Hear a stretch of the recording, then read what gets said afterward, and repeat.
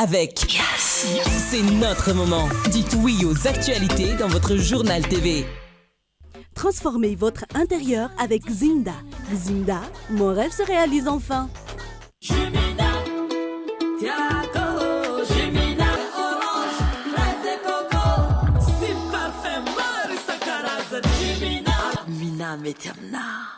Manolotra ho anao ny vaovao. Salama tompoko, tonga soe tamin'ny Pegasus e.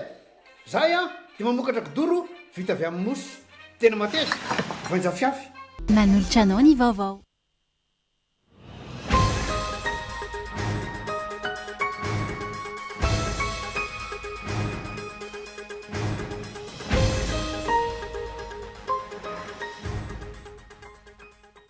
Tsy andeferana ny endrika kolokolo rehetra saingy fantohana bebe kokoa ny kolokolo vaventy sy ny mifandraika amin'ny filana maika ho ny praiminisitra lehibe ny governemanta androany. Dingana amin'ny fampiarana ny tany-tandalàna ny fanenjen'ireo rehetra mandika lalàna ka tsy misy tokony ho afabela ho ny mpanao politika.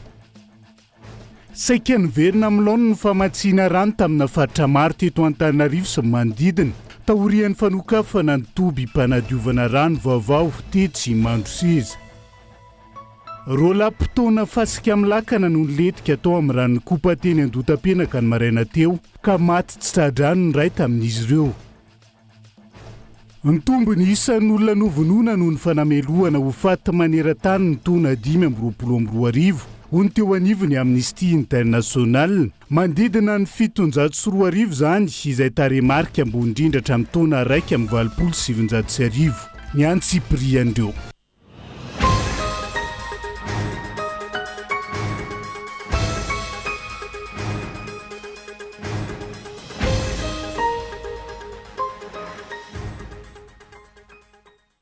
Ankafaliana trano tomboka lasitongivavy no hitsidihany indray ny tokantranao amin'ity ality tonga soa atao anaty fotoana ny fampalalam-baovao manasanao avy hatrany anaraka ny antsipirian'izay hoentsika manokatra ny fiarahana amin'ity ala ity tsy andeferana ny endrika kolikoly ary rehetra saingy ifantohana bebe kokoa ny kolikoly vaventy sy ny kolikoly mifandraika amin'ny filana maika ho an'ny vahoaka ho ny praiminisitra lehibe ny governemanta apetraka ny paikady azo ampiarina avy hatrany fa tsy kabary fotsiny ihany ankoatr'izay amafisina ny ady amin'ny famatsim-bola ho an'ny asa fampirorona izay atahorana ihany koa eto amintsika andoharana ny antsipirian'izay. Miatratra ny fepetra napetraky ny filoham-panjakana zéro tolérance amin'ny kolikoly ho ny praiminisitra Rajon Arson ny paikady-pirenena momba ny ady amin'ny kolikoly izay atao mifandraika amin'ny politika kabe ny fitondrana fanavozana ary apetraka ho lara-pahamehany toe-karem-pirenena manomboka izao. Napetraka ho vandondra raha ny fanjakana araka izany ady amin'ny kolikoly mifandraika amin'ny filana maika ho an'ny vahoaka raha tsy laza fa tsy ny ady amin'ny kolikoly mikasika ny fampidiran-drano na kolikoly amin'ny tontolo ny fanabeazana. Io efa conséquence na olana hafa io kolikoly io ohatra hoe ny lenteur administrative dia lasa manao kolikoly ny olona sy ny sisa. Ny zéro tolérance dia ny kolikoly rehetra hidivantsika fa kosa ao anatin'ny zéro tolérance misy lara-pamehana priorité-ntsika amin'izao dia amin'ilay politika mpanjakana hoe ny kolikoly amin'ireny besoin urgent ny population ireny mety izy kolikoly ve any amin'ny refondation rehefa avy eo tsy fantatra zay any zany aloha ary amin'ny fanenjena dia fanenjena ny kolikoly vaventy fanenjena mpiasa mpanjakana ambony ny mpanambola eto amin'ny firenena any zany ny tena ifantohana amin'izao fa tsy kolikoly madinika ny madinika mety vitany fisorohana mety vitany fifananarana ohatr'izany zany ny toromarika ny mena ary tena hoe zavatra azo ampiarina avy hatrany no atao fa tsy paikady manao teoria no atao eto Madagasikara zany. Atahorana ihany koa eto amintsika ny resaka famatsim-bola ny asa fampirorona trainga mateti-piseho ny fahatratrarana eny anivony ny serana mpiara-manidina ireo vahiny mpanao asa fampirorona any ivelany miditra eto amintsika amafisina ihany koa ny fanenjehana mikasika izany ho hatrany ny fanazavana. Manana système moa ny Interpol dia amin'ny contrôle passeport eny Ivato eny amin'ny aéroport international zany indray hita le olona recherche any ivelany amin'ny asa fampirorona no makaty amintsika sokajianao famatsim-bola fampirorona mantsy ny fanampiana ny fivezivezen'ireny olona ireny voyage atony manao zavatra any izy dia mialokaloka aty na manomana acte terroriste any ivelany izy dia aty no mipetraka zany hoe na dia tsy misy tena asa fampirorona lehibe atao amintsika le famatsim-bola fampirorona tena misy eto amintsika mazava ho azy voalaza ny andriamatoa filofoana moa reny le hoe déstabilisation misy vola be dia be miparitaka eto reny anisan'ny enjentsika amin'le famatsimbola ny fampiororana no tanteran'androany ary aritra 5 andro ny arikasa momba ny fampiarana ny sazy ara-bola amin'ireo vondron'olona na antokondrarapa matsivola ny fampiororona sy ny fanapariana fitaovam-piadiana mahery vaika ho tonga eto Madagasikara ny volana jolay ho avy izao ny mpanao tombana vahiny ijery ny zava-misy mikasika ny fampiarana ny lalàna mikasika ny famatsiana ny fampiororona sy ny famotsim-bola ahafana manome noty ho an'ny Madagasikara. Ady amin'ny kolikoly isan'ny sehatra iray ao anatin'ny fametrahana ny tany tandalàna fa iresaka manodidina an'izay hatranisika amin'ity alina ity dingana amin'ny fampiarana izay tandalàna izay ny fanenjen'ireo rehetra mandika lalàna ka tsy tokony misy ho afabela raha ny faneho-kevitra nentin'ireo mpanao politika androany ankilan'izay tankina ny ampitoviana ny fampiaran-dalàna ary tsy hijanona amin'ny famitorana sy fisamborana mikasika ny raharaha fikasana fanonganam-panjakana sy ny fanakorontanana teto amin'ny firenena ihany zany tsy tokony ho ditsy hita ihany koa ireo anaran'olona samihafa voatonona nandritra ny ampamoaka samihafa teto amin'ny firenena ireny ny antsiprian'izay. Mitobo hatrany ireo voasambotra tamin'ny raharaha fikonokononana hetsika fanakorontanana fikasana nongam-panjakana sy famonoana tompon'andraikitra ambony eto amin'ny firenena rehefa avy nentina tena anivon'ny fampanohavana sy ny fitsarana ampoliny maro izy ireo hatreto no nahiditra miponja vonjy-maika raha ny fantatra tranga izay maneho fa tany-tandalàna i Madagasikara ka tsy maintsy hiarany sazy ireo rehetra izay mandika lalàna ho ny mpanao politika ampiomanana ihany koa ireo manana fahefanan-kehitriny sy izay ho eo amin'ny fitantanana ny firenena tsy andika lalàna raha ny faneho-kevitra. Ny fahitana azy dia misy fandraisana andraikitra zany aloha raisin'ny fitondram-panjakana isika koa zany tsy tokony hanao tevitra be hoe manao fanenjehana azy tsy mitevitra dia fitondrana fa hitantsika tsara fa misy tale jeneraly ny Front Souverain Madagasikara izay efa samborina avy hatrany rehefa nanodikodim-bola nanao tsy mety eto amin'ny firenena ary izany koa dia lasa hoanatra antsika mpanao politika rehetrarehetra izay mitondra izay mieritreritra ny mitondra ny amin'ny hoe rehefa miatra tokoa ny lalàna dia anjarantsika zany manitsy ny fihetsikitsika manitsy ny fomba fiasantsika ary manitsy ny fomba fanaovantsika nylay politika fa ankilany kosa nefa tsy hafangarontsika mihitsy ny hoe fitantanam-pirenena sy ny valifaty politika ary niezaka manao an'izany ny fitondram-panjakana ny fitondran'ny fanavozana ankehitriny tsy manafangaro hoe valifaty politika sy ny hoe tena tia tokoa ny heloka nataon'ilay olona tia ny voalazany lalàna dia ampiarina ny lalàna. Na izany tsy karitra ho misy ihany ny fitongilanana eo anatrihan'ny raharaha tahaka izao izay hanerana ny tompon'andraikitra hatrany misy ireo efa lasa nitsoaka ny ivelany noho ny verina voarohirohy amina raharaha maro saingy tsy misy hatreto ny fanapa-kevitra niraisy ny fitsarana voakasika amin'izany ireo mpitondra teo aloha voasaringotra ara-pitsarana takiana araka izany ny fampitoviana lenta ny lalàna raha tiana ny fanafoanana ny tsy maty manota ho ny faneho-kevitra. Mbola mahita ny olom-pirenena mbola mahita ny olona fa misy ireo nanao heloka mbola tsy niaran'izany sazy zany dia izay ny ampirisihana hatrany ny fitondram-panjakana mba tsy ahatonga ny olona no adevitra ny amin'ny hoe miangatra na ahatonga ny olona no adevitra ny amin'ny hoe izay akaikikaika dia tsy raha tsy andraisana fepetra dia mampirisika izay hoe raisina andraikitra satria izany no takintsika zany ny tolomantsika ny amin'ny hoe fanavozana marina eto amin'ity firenena ity ka izay rehetra nanao ny tsy mety dia tokony handray ny vokany amin'izany izy tsy tokony hisy ho afamiana araka izany ireo rehetra voarohirohy amin'ny eloka na fandikan-dalàna eto amin'ny firenena raha tsy haivina mikasika ny raharaha fikasana fanonganam-panjakana fanakorontanana sy fikasana famonoana olona manokana nanapa-kevitra ny mpitsara-panao famitorana ny hamoaka dito fampisamborana ho an'ireo hafa rehetra voakasika amin'izany izay tsy nentina teo anivon'ny fitsarana.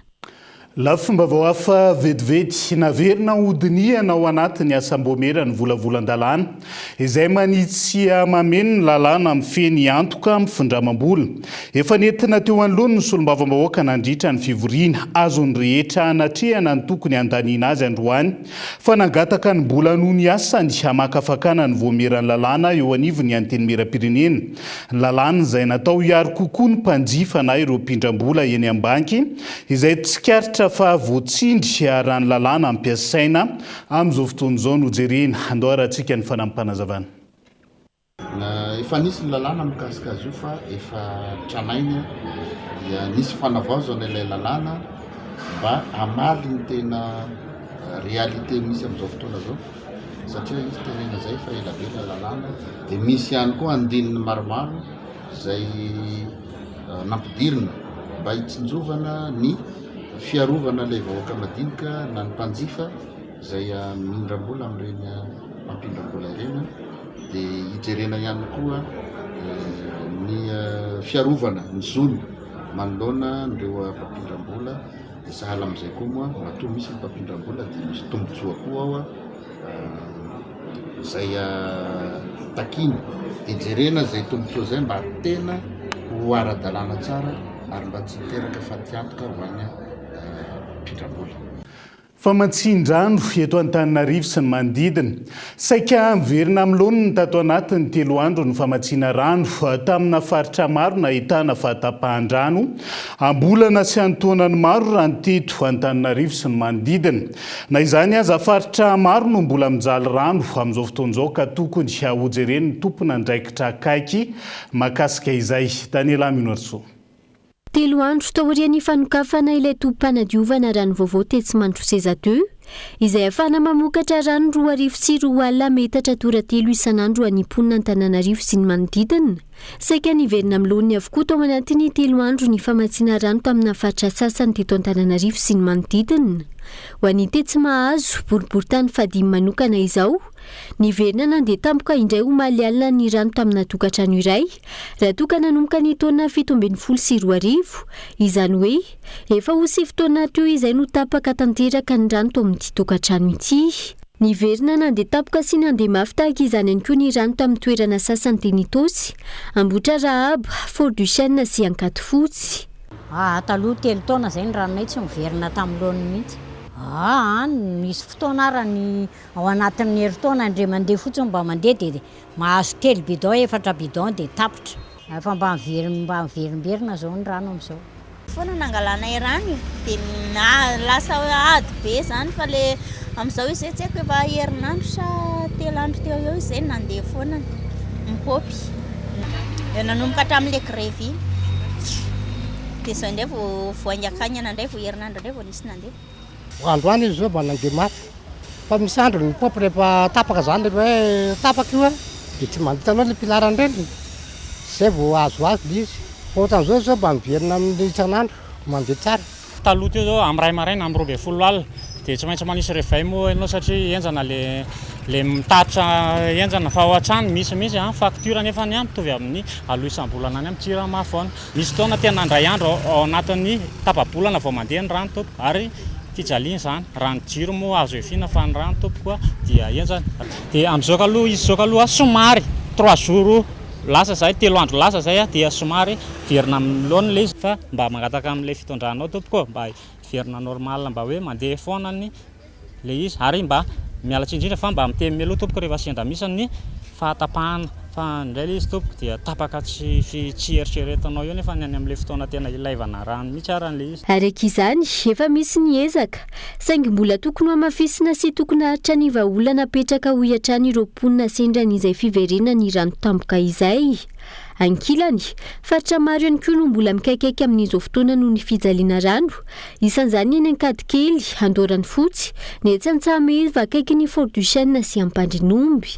Le eo midinao dia zay manana pompy amin'ny trano dia efa 3 taona zay tsy nandeha mandrakitiny androany dia tena mitaraina amin'ny mpitondra fanjakana zay fa tena tsy misy ny vidin'ny rano eto ambonimbonina aty ambony be aty ny vidin'ny rano 200 dia ny karamany mpitaona 5 000 dia 6 000 zany ny bidonnay efa 3 taona zay manana zafikely manana zanaka mbola kely dia tena mijaly amin'ny rano mahatratra mihoatra ny 1 million ny ranonay andritra ny 2 volana. Na eo aza ny fiatsaran'ny rano amin'ny faritra sasany eto Antananarivo, mbola andrasany maro ny vahaolana maharitra fa ny rano tonga mitokantrano maro tsy ankanavaka eto Antananarivo fa ihany koa any amin'ny faritra maro samihafa.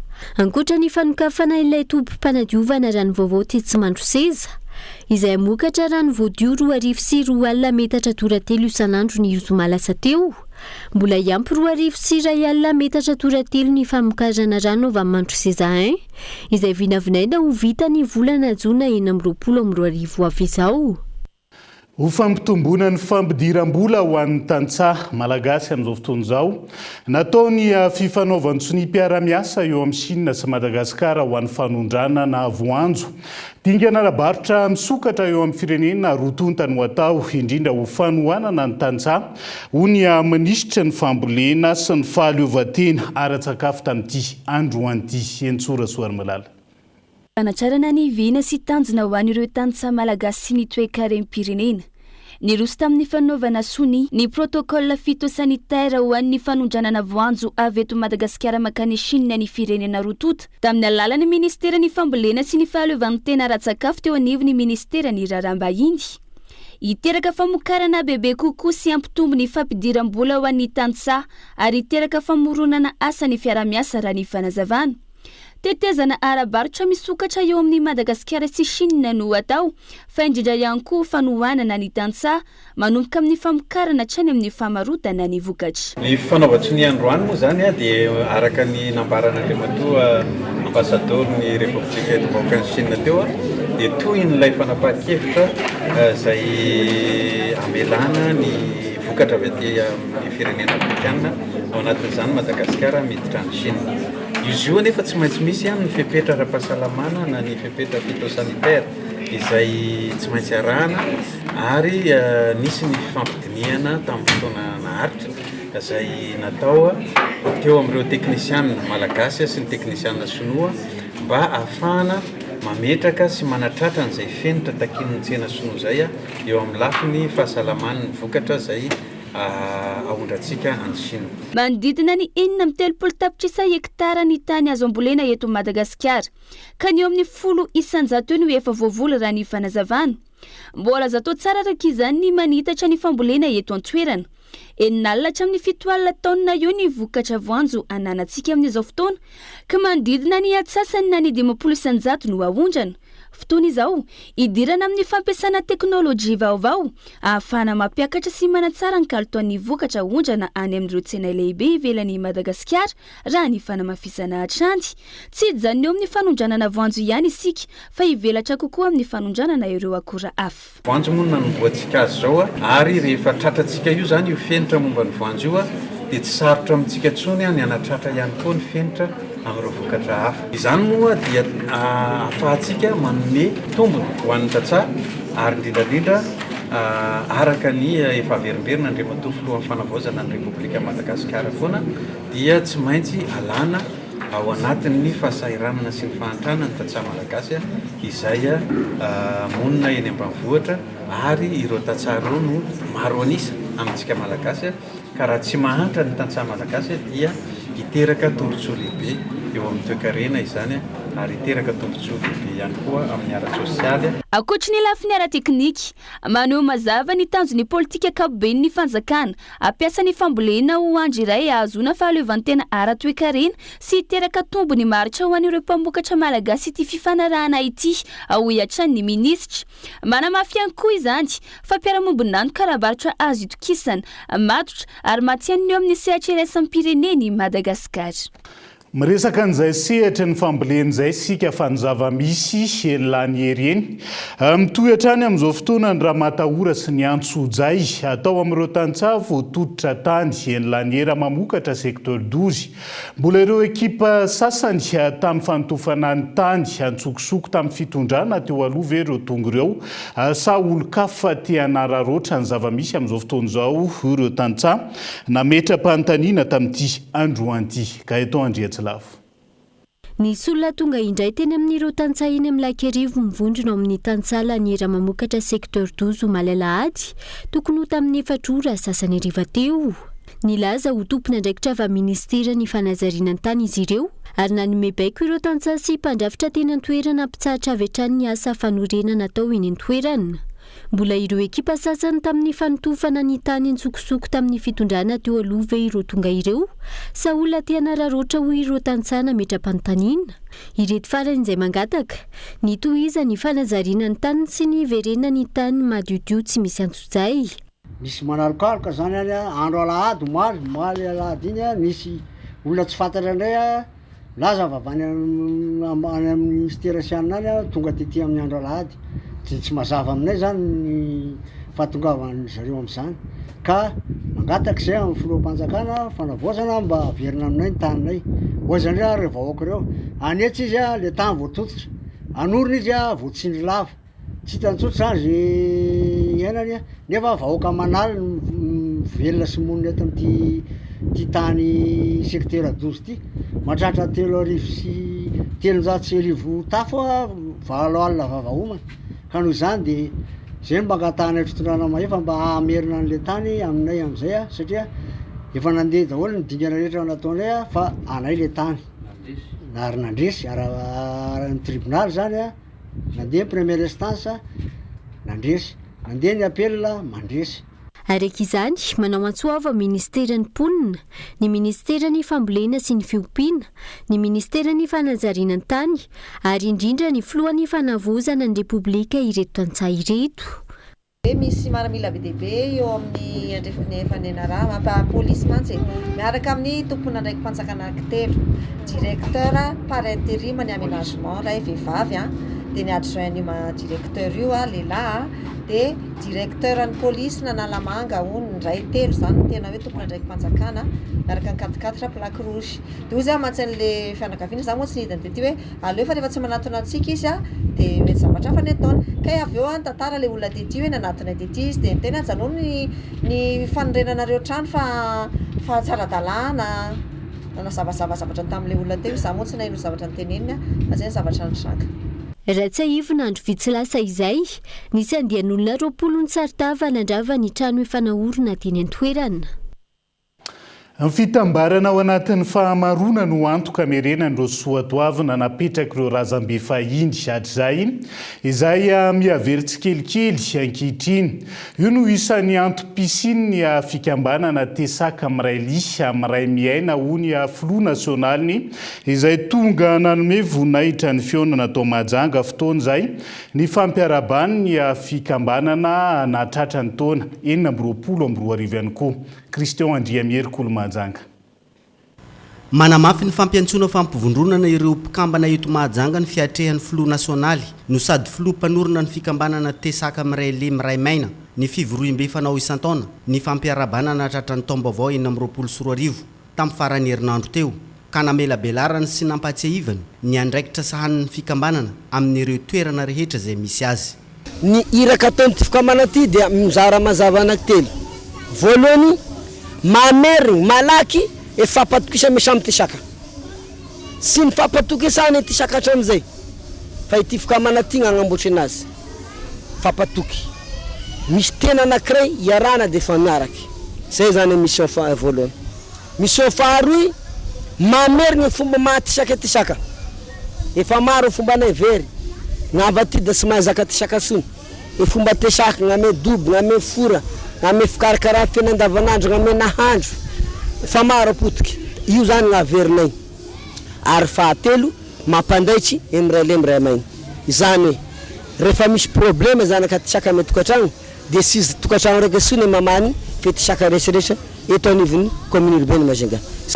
Ambarako amin'ny fomba fisaly eto ihany fa efa misy mandat vaovao manendry any Sitany Randrianambino Stanislas ary manafoana ireny tarika ny fikambanana ty taloha dia amafisiko ofisialy eto fa Andriamatora Randrianambino Stanislas no mpitantana ny fikambanana Tesaka amiray Ly miray maina eto anivon'ny commune urbaine Majunga amin'izao fotoana zao mandra-pahisy zay fandaminana iarana amin'izay birao araka ny fandaminana zareo. Firaisan-kena no ahafahana manatratra ireo iraka ampanaoviny fikambanan'ireo ho ny Flou vaovao eto Mahajanga ka ny fifanantonany no andrasana ho an'izay mbola misalasala. Matoa no tendrena sy satria ny fanendrena io zany fa sy hoe fifidianana dia nisy zavatra sy mety teo aloha anarina an'io zany ianso regny mbola mivororosaina hoe ao na le fitantanana taloha fa tsy agnosony isika zany fitantanana vaovao zao olona vaovao ka mianso sika Tesaka amiray Ly miray maina eto Mahajanga ho tonga amonjy ity birao vaovao ty anoratra agnara satria izay ihany no mahatonga asika isongady de tamin'ity tapin-tanàna ty raha tsy mifagnaraka sika dia rasy say misy dikan'izay zany iseny efa resakina amintsika tesaka mba ahafahasika mamaha olona anaraka teny président teo hoe sy olana tokantrano so ny raha resany fa toy raha misy zay sanatria dia olana ny tesaka amiray lemiray mainy fiaraha misakafo tao anatin'ny nofokena amin'ny tampihavana no ny arahany rehetra tonga teto na ahitana ireo olobe tesaka sy ireo filoha mitariky ny fikambanana avy amin'ireo distrika ato anatin'ny faritra Boeny.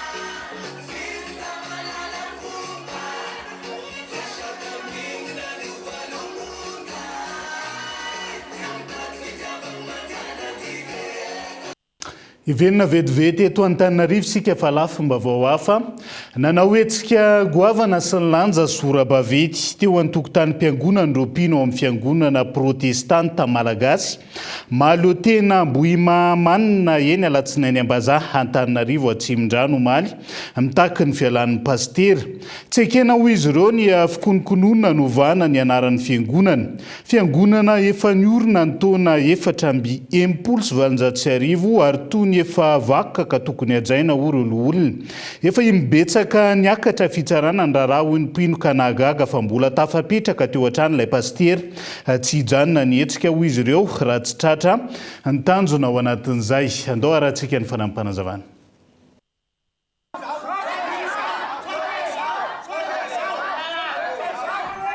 Ny zava-misy eto amin'ny fiangonana dia zao pastera araka ny BDG, PCA sady ouvrier izy no maçon izy mipetsena izy mendraikitra ny zavatra rehetra eto amin'ny fiangonana ka mba azahoana marché dia mamola vola foana antery vaimanta ampandray vitsy zay 700 monja eo anatrehan'izao fiangonana be 12 amin'izao taona zao ny anerena tery vaimanta tsy mahita andravana ny altara-piangonana sy hanovana ny anara-piangonana nefa tsika miara-mahita fa dia tsisy zavatra vaovao akoatra ny tsy lako zitsy sy ny fitoerana vatapaty atsy.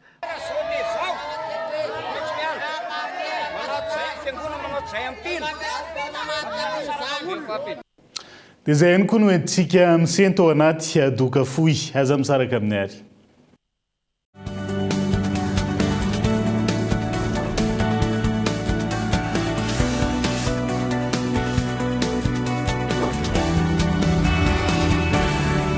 Aizé ataontsika bobaka ho ala mega Vavao be Yellow 2500 misy data 2,4 giga isurfena amin'ny laminy 1,2 giga manakerin'ny tontolo andro ary 1,2 giga ampiasaina manomboka amin'ny 10 real hatramin'ny 9 maraina ny vidiny 2500 ariary monja dia kife ho aingana ny Yellow 2500 tsindriony dièse 322 étoile 69 dièse na midi amin'ny super app Yas et moi.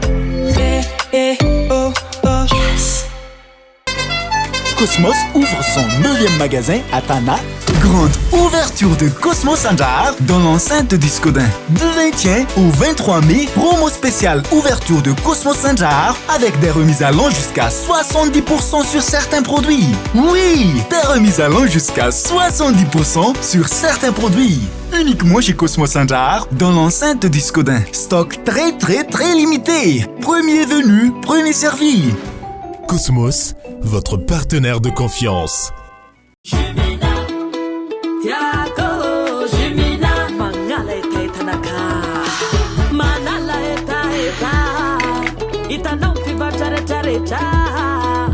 Meilleure qualité, mitunda vitamine C.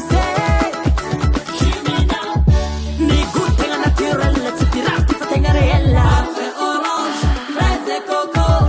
Sim parfait, marisa carazani. Avgagne roche, alle tenga toche. Mina metemna.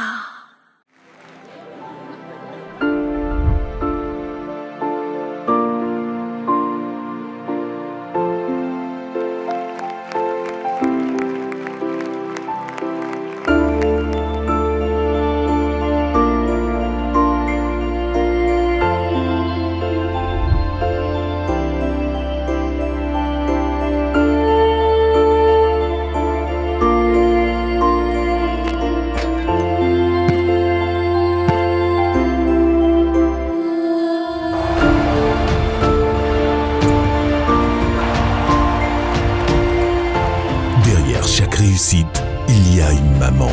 Vous aussi, partagez le fruit de votre réussite en faisant plaisir à votre mère. Choisissez le meilleur des cadeaux pour elle chez Cosmos. Chez Cosmos, on s'occupe de vous, on s'occupe de tout. Cosmos, votre partenaire de confiance. Salama tompoko, tonga soa tamin'ny Pegasus e. Zahay dia mamokatra kidoro vita avy amin'ny mosy. Tena mateza, voenja fiafy. Manitsy azon-damosina ary manampy amin'ny fitsaboana azy. Fonina azy safidianana. Tsy tiany bibikely io tsy mandray lelanafo. Azo andalorana. Azo atao coussin ao anakanapé. Mety boela gilet de sauvetage. Ary mbola misy tapis masolotsia amin'ny loko isan-karazany, tsy mifidy toerana n'aiza n'aiza. Mahatapy saoka, mora diovina sady tsy matahotra rano, nefa malefaka. Pegasus koa dia mbola manana canapé sady fandriana ary isolant thermique ilay mampangatsiatsika ny atotrano amin'ny andro mafana sy mihazona ny hafanana amin'ny andro mangatsiaka. Dia tonga varaliana fa misy rehefa izay tiana e.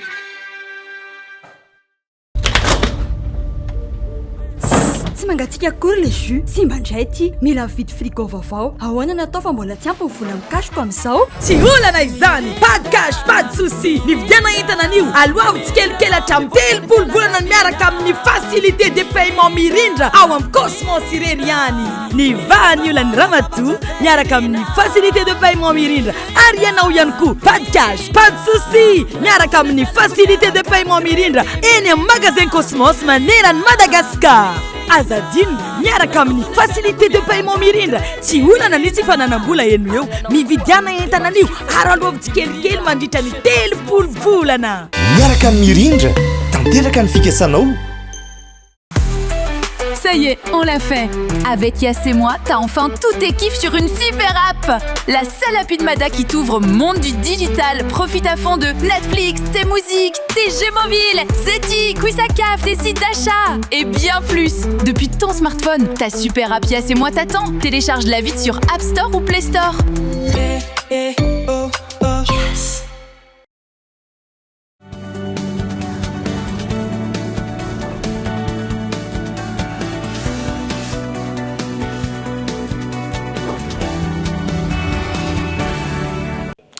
Ano izy atsika ny tapany faharoa amin'ny fampalalam-baovao amin'ity ala ity. Nanaly ireo mponina manamorona ny seranam-piaramanidina Philbert Tsirana ny Hamborovia Mahajanga ny fanjakana ho fampanarahana ny afenitra iraisam-pirenena sy ho fiarovana ny ainy ireo mponina manodidina an'izay seranam-piaramanidina izay. Ny aiko ireo mponina saingy mitaky fandaminana sy vahaolana maritra avy amin'ny fanjakana amikasika ny toeram-ponenany. Didim-pitsarana manoloana ny raharaha izay ivoaka ny faraiky amin'ny 20 ny volana May ho avy izao. Nanome fiampitaona iray volana ny fanjakana ialan'ireo mponina voakasiky ny faritry ny seranam-piaramanidina ny Hamborovia Mahajanga ho fisorohana ny loza hitranga amin'ireo mponina manodidina ny faritra sy ny sazy mety hitranga amin'ny seranam-piaramanidina any an-toerana. Miaiky ny tsy fahalalana ireo mponina mikasika ny lalàna mifehy ny seranam-piaramanidina ity araka ny fanehoan-kevitry ny solotenan'izy ireo nandritra ny fifampiresahana tamin'ny ministry ny fitaterana sy ny famantarana ny toetrandro. Mahery ny 900 tafo ny trano voakasika amin'izany. Andrasana amin'ny faraiky amin'ny 20 ny volana May izao ny fivoahan'ny didim-pitsarana manoloana ity raharaha ity raha ny nambarany ministry ny fitaterana sy ny toetrandro. Anisan'ny manimba endrika ny aéroportsika manoloana ny organisation ny aviation civile internationale izay zavatra izay ary mety ahitantsika sazy mihitsy raha ohatra ka tsy misy ny fepetra izay tokony iraisina zany. Rehefa teo moa zany namory ny solotenam-pokon'olona dia niaiky izy ny amin'ny hoe fahadisoana zany no tsy fahafantarana no nahatonga an'izay. Na eo ary izay zavatra izay dia ny fanjakana dia manaraka ny lalàna araka ny tokony ho izy foana efa nandeha fitsarana io ary ivoaka amin'ny 20 ny volana May izao zany ny didim-pitsarana.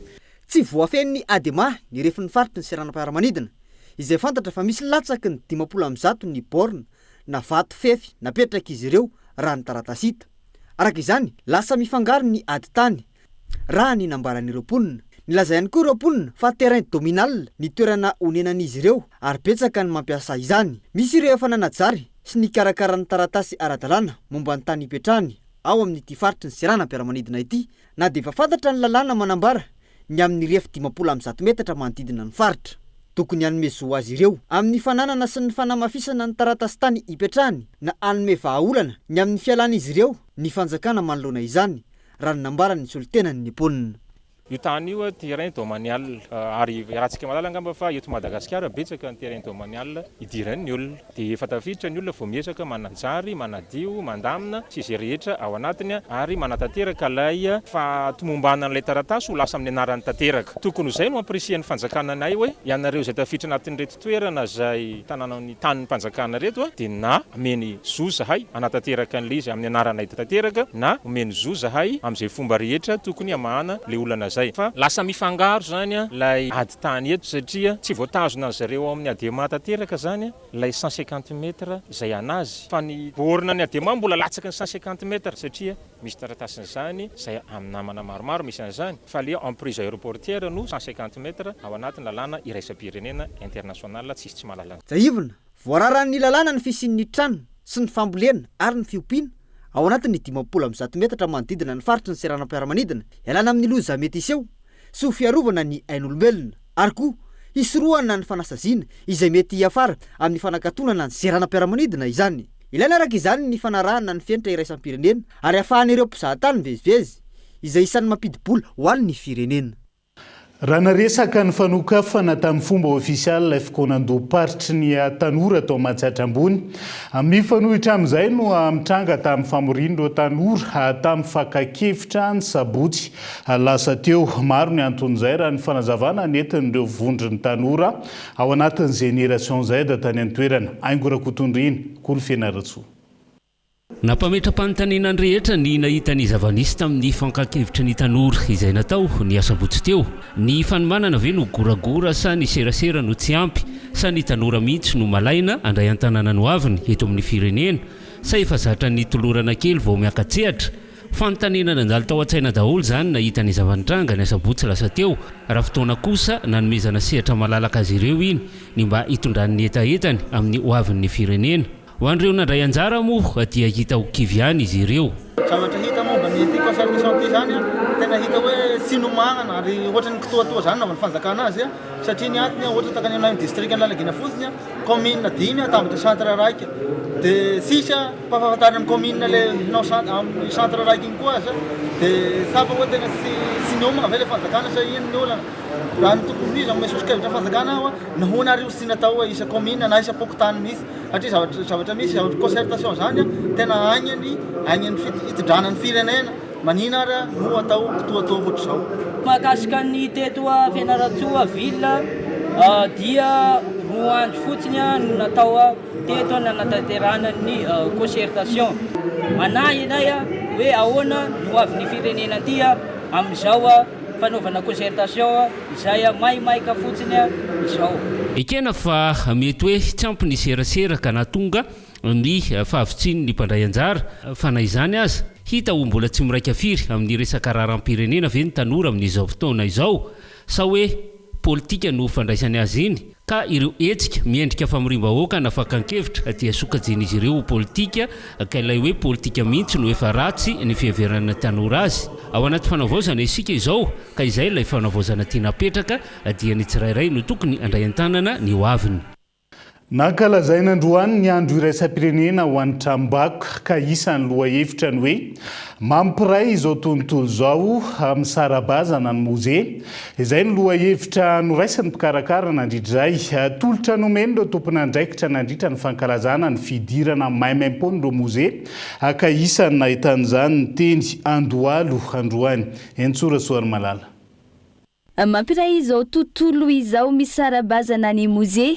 Io no lohahevitra novoizina tamin'ity taona ity nandritra ny andro iraisam-pirenena ho an'ny mozea na ny tranom-bakoka izay nankalazaina tamin'ity androany ity. Natao hitahirizana, iarovana ary ampahafantarana ny lova ara-kolontsaina sy aran-tantara ho an'ny taranaka ankehitriny sy ny hoavy ny mozea. Tolotra nomena ireo tompona drakitra nandritra izany ny fidirana maimaim-pona ho an'ireo izay maniry ny hitsidika ity toerana ity ka anisan'ny nahitana izany teny amin'ny musée Andohalo. Na iza zany mitsidika musée dia lasa mifandray ho azy satria manana ny tantarany vakoka ilaina tsy maintsy tehirizina ny vakoka nefa na tanora azy ianao a dia mila mahafantatra hoe inona moa zany vakoka, inona ny tantara ao ambadik'io vakoka io a, satria ny nosy rehetra moa zany a dia mampianatra ny olo rehetra na kely na lehibe a, satria ohatra hoe atao amin'ny musée de la photo zao a, akoatra ny fampiratiana amin'ny alalantsary dia misy olonan-tsary maro a mikasika ny tantaran'ny mpanjaka rehetra teto Madagasikara ohatra, na hoe tantaran'ireo tanan-dehibe teto Madagasikara, dia ny olona zany a rehefa mahita an'izay dia hoe mifandray daholo kay a ny tantara rehetra. Mitana anjara toerana lehibe eo amin'ny fampianarana sy fampiatsahivana ny tantarany musée, misy ny fampianarana hita ny an-tsekoly saingy tsy ampy izany hoy ireo mpianatra tonga nitsidika teny an-toerana. Na moa zany a efa hatrizay mihitsy no mity resaka momba ny tantara, dia nefa ny tantara tany am-pianarana rehefa miresaka momba nanavalina 3 nanavalina fahatelo dia tonga dia tapitra teo fotsiny hoe lasa natao sesitany tany Algérie izy. Dia tamin'izay zany a tena hoe tsisy information misy taorian'izay, dia nefa rehefa tonga taty narea zany hoe misy exposition momba ny nanavalina fahatelo tato, dia tena hoe zay hoe andraso momba hijery kely amin'izany.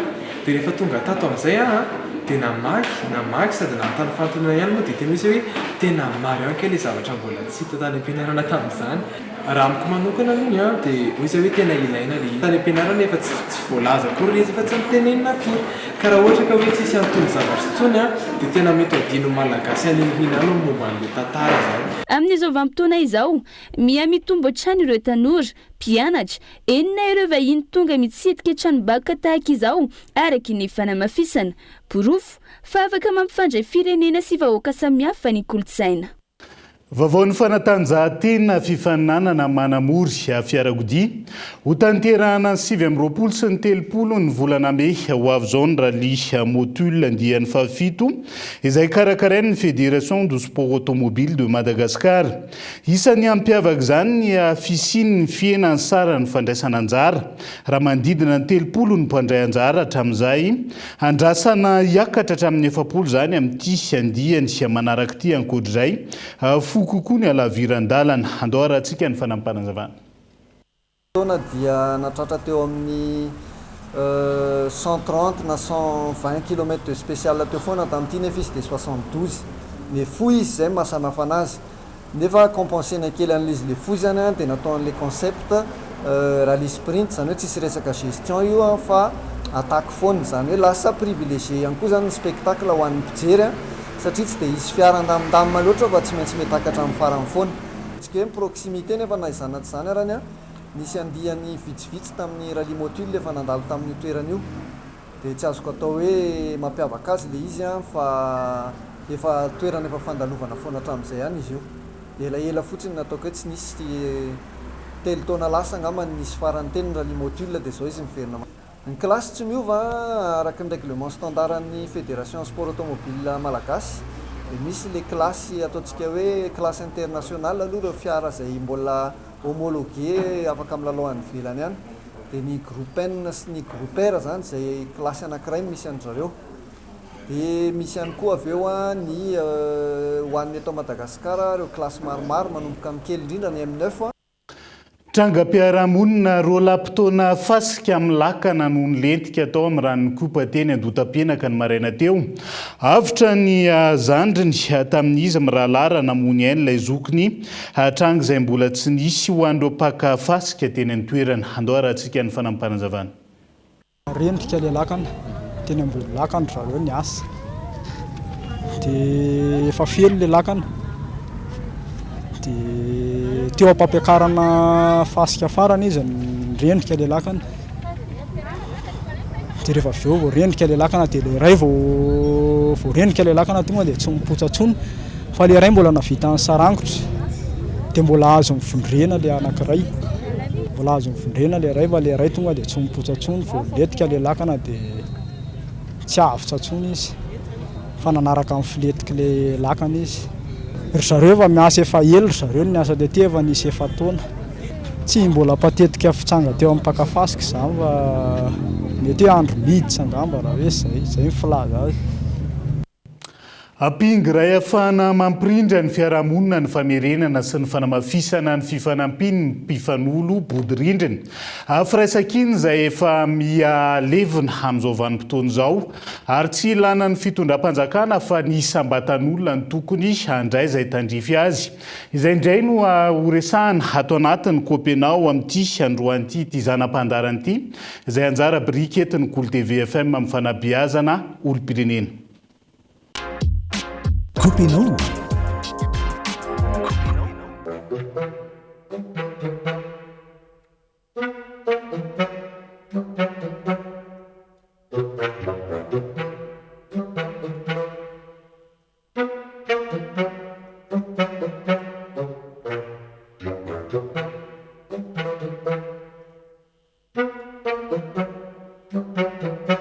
Salama daholo to. Salama e.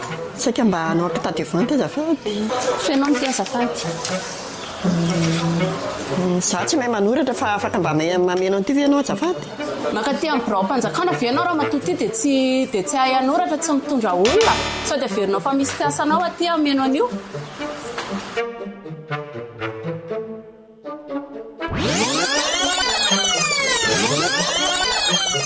Salama daholo to. Salama e. Saika mba hanao kitadivante azafady. Ty ary fenao. Mba manao azafady madama. Za tsy mahay manoratra fa mba afaka fenonao ve ty azafady. Okey ary ao ary fa ampitonao e. Mitondra kara-panondro ianao a? Ie, mitondra kara-panondro.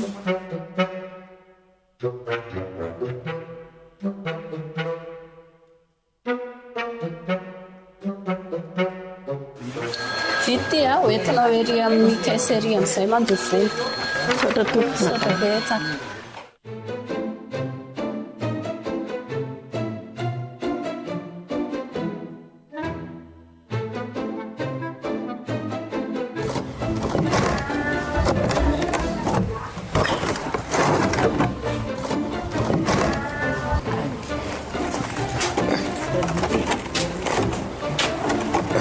Madama, avy eo mba ataotao fikera azafady. Ohatray, raha matoa efa antitra eo ianao ko mitondra bidon be ohatran'io rehefa tsy zaka raha matoty dia aza mitondra. Raha tsisy ankizy any an-tranonareo.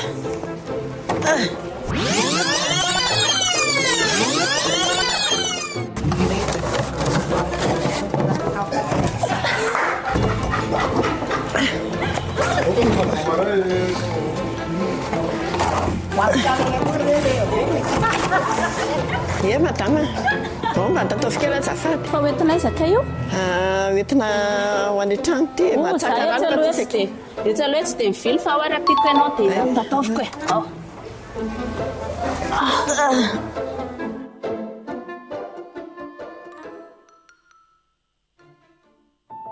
Ankoatra ny fanampiana isam-batan'olona dia misy ihany koa fifanampiana ho an'ny daholobe.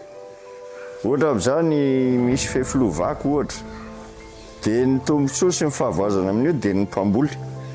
Dia ireo tompona voly manodidina ilay fefilovaky fametanana manamboatra ilay fefilo satria tombontsoa imbolana io fa voly amina meteratora-jo maromaro ny eo na amina hektara mihitsy ary dia rehefa vita ilay fefilo dia samy mahazo vokatra ny rehetrarehetra. Ao ihany koa ny fanomezan-tanana ohatra hoe fanadiovana tanàna. Tsisy resaka volona izay zavatra nolazaiko rehetra izay fa dia entina mpitiavana sy ilay tombontsoa iraisana no jerena. Satria samy mahazo tombontsoa anatiny daholo ilay olona rehetra miara fametanana manao an'ilay asa. Kopenao zay. Lanja ny fifanampiana sy ny fifanohana ny arivony fiarahamonina sy amin'ireo sehatra samihafa izay indray araka izany ny aingam-panahy entin'ny mpanatotosa ny zara-pandaharana Kopenao tamin'ity androany ity. Fa tonga atao anatin'ny fotoana ny fifampizarana ireo vaovao nisongadina atao amin'ny page Facebook ny vaovao ny Gol TV tamin'ity androany ity indray isika. Ndao ary. Kaominina Antananarivo renivohitra nirotsaka nandamina hampalalaka ny lalana eny Ambalavao Isotry. Maro loatra ny fiara-mijanona anaty arabe eny Ambalavao Isotry. Manoloana izany nirotsaka nandamina teny an-toerana ny teo anivon'ny kaominina Antananarivo renivohitra androany hampalalaka ny fifamovoizana. Fizahan-tany torapasika faefatra tsara indrindra eran-tany ny ao amin'ny Nosy Ranja. tafiditra ao anatin'ireo torapasika voalohany tsara indrindra maneran-tany no Nosiranja any amin'ny faritra avaratry-ndrefany Madagasikara araka ny filariny 424 navoaka ny The World 50 Best Pitch eo amin'ny larina faefatra maneran-tany ny Nosiranja raha toka i Antalula any Filipina ny voalohany, Fitery any Grèce ny faharoa ary Wharton any Australie ny fahatelo. Resaka kiosk tsy misy resaka vola fito tapitrisa ariary hoy ny teo anivony ny Sevia. Mbola ao anatin'ny dingana famolavolana azy ny resaka kiosk hoy ny teo anivony ny commune Antananarivo renivohitra. Manoloana ireo resaka mahakasika izany, tolo-kevitra nomen'ny olom-pirenena ny CUA ny fampiasana io kiosk io ary tsy mbola nisy ny fanapahan-kevitra noraisina aloha hatreto. Tsy mbola voafaritra araka izany ny sarany ary tsy nisy resaka vola fito tapitrisa ariary hoy hatrany ny fanazavana. Nigeria, matin'ny tafika nigerianina niaraka tamin'ny tafika amerikanina ny lehibe ny mpampiroro. Nampafantatra ny filoham-pirenena amerikanina Donald Trump ny zoma 15 lasa teo fa maty nandritra ny hetsika miaramila ny arahan'ny tafika nigerianina sy amerikanina ny lehibe ny mpampiroro antsoina hoe Abibilal Al-Muniki nambaran'ny filoha amerikanina fa lehibe ny mpampiroro faharoa maneran-tany ity matiny izy ireo ity. Mankasitraka izao asa fampandritany niarahana tamin'ny amerikanina izao moa ny mpitondra tao Nigeria. Dia izay ihany koa no hoentsika miampita amin'ny maresaka iraisam-pirenena vetivety. Ny tombony isan'ireo olona novonoina noho ny fanamelohana ho faty maneran-tany ny taona 2024 ho ny teo anivony Amnesty International nahatratra 704 farafahakeliny izany izay taremarika ambony indrindra voarakitra hatramin'ny taona 1,770. Ny akamaroan'ireo izay tany Iran izay nahitana olona maheriny 50,4 novonoina atao anatin'ny herintaona. Tsy tafiditra ao anatin'izay ny tranga maro any Chine noho ny tsiambaratelo ny fanjakana kaviana vinaina mbola ambony noho izany io taremarika io. Dia izay ihany koa no entsika manakato indray ny fiarahana amin'ny ality ankasitrahany ianao nanaraka ny vaovao hatramin'ny farany. Madapitafa ao amin'ny rapitsondray ary tombo kilasy tombo vavelo madoka.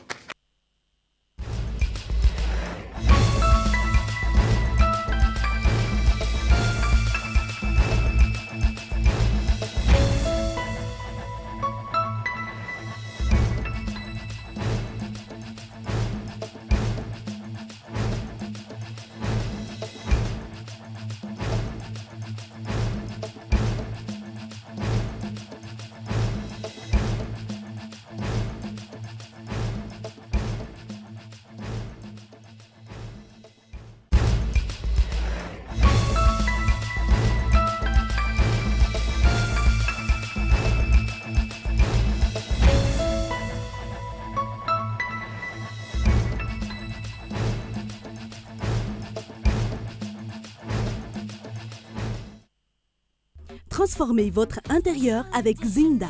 Zinda, mon rêve se réalise enfin.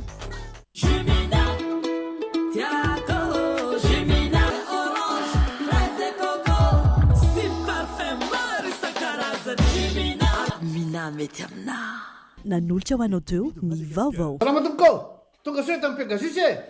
Zay dia mamokatra kidoro vita avy amin'ny mosy. Tena matesa, voanja fiafy.